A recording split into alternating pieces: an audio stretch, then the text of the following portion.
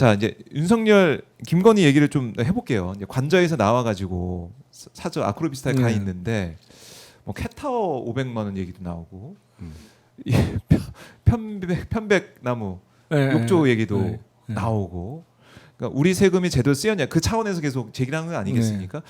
500만 원짜리 캣타워가 어떻게 됐을까? 욕조는 어떻게 됐을까? 그리고 거기 리모델링 했을 때 쓰였던 그런 것들은 다 어떻게 됐을까? 어떻게 관저가 꾸며져 있을까? 다들 궁금해하고 있고 지금 보도가 나온 걸 보니까 일주일 관저에서 더 생활하는 동안 어마어마한 양의 또 물을 썼다고 하더라고요. 그 진짜 뭐 물을 알 수가 없어요. 정말 그야말로 물 쓰듯이 펑펑 쓰고 나왔다는 거 일단 그게 확인되고 있는 것인데 이 윤석열 부부가 관저에 머물다가 나온 이 상황들 어떻게 좀 보셨습니까? 일단 파면된 공무원은 공무원이 그 직에 있을 때 제공된 관사잖아요. 한남동 관저라는 게. 혈세로 만들어진 그렇죠. 것이죠. 국유재산이죠. 그러니까 파면되면 되도록 빠른 시간 내에 거기서 나와야 되는 게 원칙이고 당연히 그랬어야 되는데 그 안에서 뭐 이 사람 저 사람 불러서 송별 파티를 했는지 뭐 요리사들도 동원되는 그 만찬 뭐 이런 거를 즐기다가 일주일 만에 나왔는데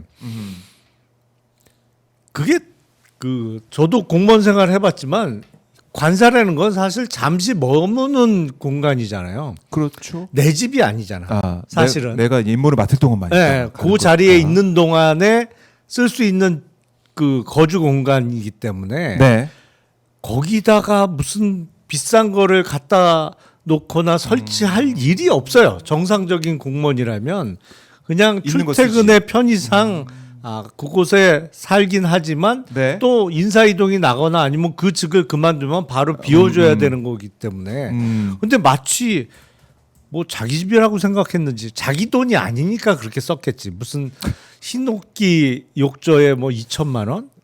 네. 그게 이제 수치로 확인되니까요. 네, 남아 있으니까 얘기하는 겁니다. 캣타워에 500만 원? 그 뭐로 만들면 고양이 일종의 고양이 놀이시설 뭐 그렇죠. 이렇게 볼 수 있잖아요. 네, 네. 거기다 500만 원을 쓰는지 모르겠는데 보면 개념들이 없어. 개념들이 없다.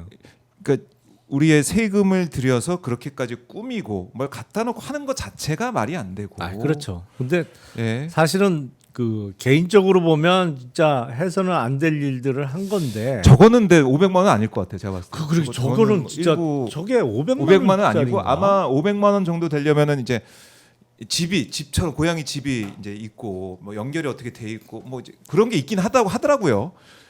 모르겠습니다. 500만 원. 아니 근데 그거를 500만 원 주고 사서 한남동 관저에다가 네. 설치를 해놨으면 저거는 왜 필요했을까요? 저거는 따로 또 구매를 했나? 모르겠어요. 왜? 이삿짐에 있어 보이는데 뭐 30만 원 얘기도 있고. 그러니까 500만 원 그거는 또 어디 갖고 어떻게 지금 설치가 되어 있는지 이것도 확인해야 되는 것이고. 아니 그러니까 가능성을 보면 네. 뭐 이른바 그런 거잖아요. 30만 원짜리를 사면서 500만 원을 청구해서 나머지가 어디 없어졌다. 네, 네. 라는 가능성 하나. 아니면 30만 원짜리는 자기 돈 주고 산 건데 500만 원은 예산으로 쓰니까 비싼 거 사갖고 쓰다가 놓고 왔을 가능성. 뭐 몇몇 가지 가능성이 있는데 다 적절하지 않아요. 저희 참 이 방송 시간 캣타워 얘기를 하게 될 줄 제가 몰랐네요. 그래요, 의원님. 캣타워 얘기까지 하면서 우리 속담에 뭐 강아지 팔자가 상팔자다 뭐 이런 말이 있는데 고양이 팔자가 상팔자일 줄은 몰랐어요. 응? 캣타워 500만 원짜리 500만 원짜리 캣타워에서 이렇게 하는. 우리가 참 이 사실을 목도하고 있습니다. 이건 수돗물도 7일간 관저에서 쓴 수돗물만 228톤이라고 하니까 2인 가구 한 달 사용량의 16배다. 뭐지? 아니 근데 우리가 시작할 때 예. 영화 신세계 얘기했으니까 예. 무슨 그 연쇄 살인범 다룬 영화가 있었는데 제목이 이웃 사람인가? 뭐 마동석 씨도 나오고 뭐 그런데 네. 그 사람을 납치해 갖고 잔인하게 살해하는데 거기서 그 추적을 하는데 발단이 된 게 뭐냐면 어마어마한 물 사용량이에요.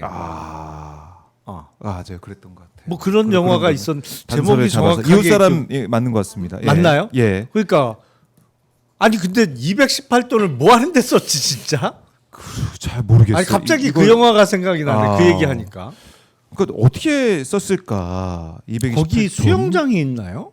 그러니까 사우나는 있는 걸로 생각을 하고 있는데 그러니까 관저 자체가 국유재산인 거 관리비도 다 이제 세금으로 충당이 돼 있는데 그렇죠. 이거 7일 동안 불법 점유하면서 썼던 거 이거 다 청구를 진짜 해야 될 것 같아요. 거기 그냥 어디 넘어갈 수 실내 없습니다. 수영장을 만들어놨나? 그러면서 매일 물을 갈았나요? 수영장 물을? 그렇습니다. 수영장까지 있는지는 확인은지 안 되고 있기 때문에 관절을 우리가 잘 들여다보고 뭐가 있는지 그다음에 잡혀 있는 그 물품이 있지 않습니까? 그대로 있는지 예산이 쓴 그대로 다 있는 것인지 사라진 건 아닌지 다 확인해 봐야겠습니다. 확인해 봐야 돼요. 아, 관저도 관저인데 저는 예. 그 대통령실 이전은 정말 해결하기 어려운 사고를 쳐놔갖고 저거 어떻게 해야 될지 모르겠어요.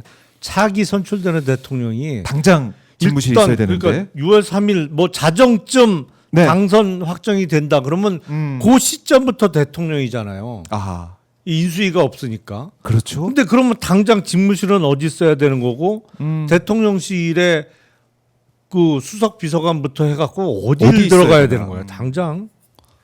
그것도 고민해본 얘기. 아, 진짜 사고 쳐놨어요. 큰 사고 쳐놨어. 큰 사고 쳤는데 나오면서 아크로비스타에서 만난 사람한테 뭐 3년 하든 5년 하든 뭐 똑같다는 식으로 다 이기고 돌아왔다 이런 얘기를 하는 거 보면서 그게 진짜 개념이 없는 거죠.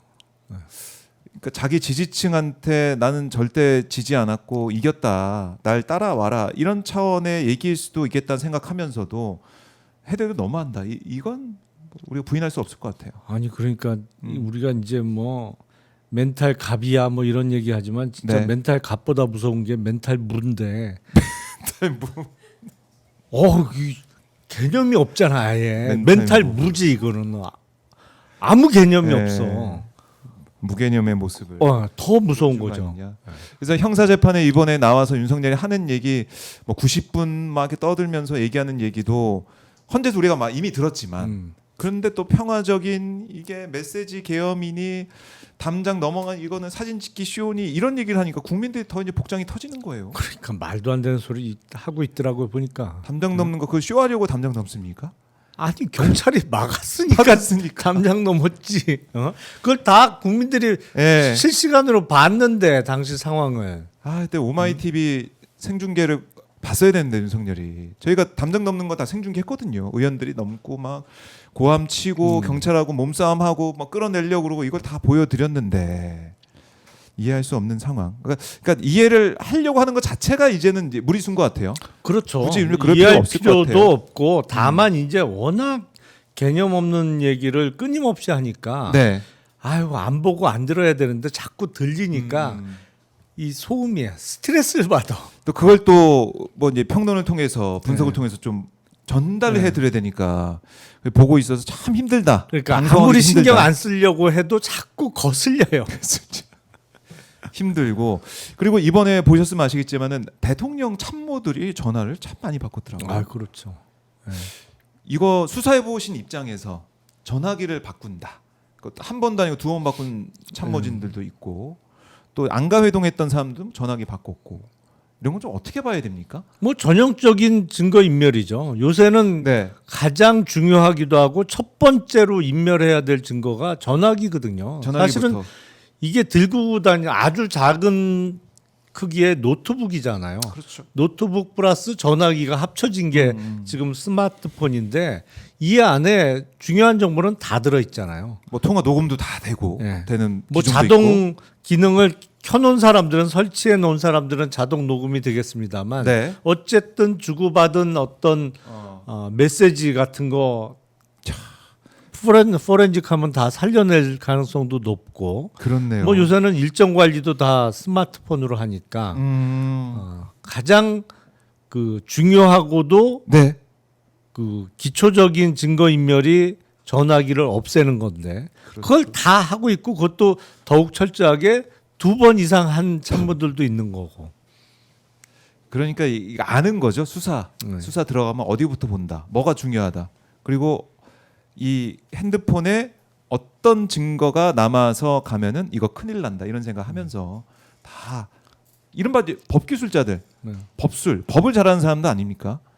다 아니 그러니까 어쩐지 이제 예. 몇 달 사이에 왜 그 일부 소셜 미디어는 그 전화기를 바꾸거나 했던 나갔다 들어오면 뭐 누구님이 가입하셨습니다 이러고 예. 뜨잖아요. 맞아요. 그 많이 떴었어요. 많이 예. 뜨길래 예. 전화기를 바꾼 모양이구만. 그랬었는데 조금 지났는데 또 떠. 이 사람 분명히 얼마 전에 이 메시지를 내가 본 것 같은데. 또 뜨고. 그게 두 번 바꾸니까 두 번 다 오더라고요 이게.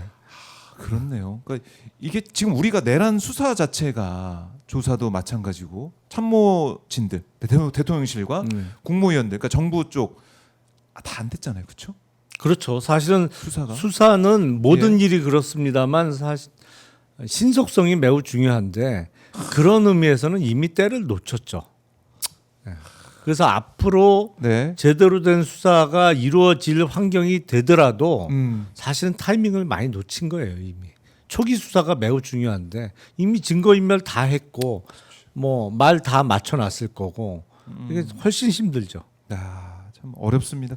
김영일님께서 슈퍼챗 주셨는데 관절 나이 20살 용남 성님, 박종호 기자님 또 이제 최진봉 교수를 미국 대사로 보내고 박용규 라인으로 구축하면 어째요? 좀 해달라는 그러면 어떨까요? 이렇게 말씀하셨는데 저희 수요일에 박봉규라고 박정호, 최진봉, 신인규 이렇게 3명 하는 프로가 있는데 정권 교체가 되면 최진봉 교수를 미국 대사로 보내고 그 자리에 우리 김용남을 모시자 이런 저희 시청자분의 의견이 있었습니다. 네, 이거 전해드리고 슈퍼챗 보내주셔서 너무나 감사드리고요.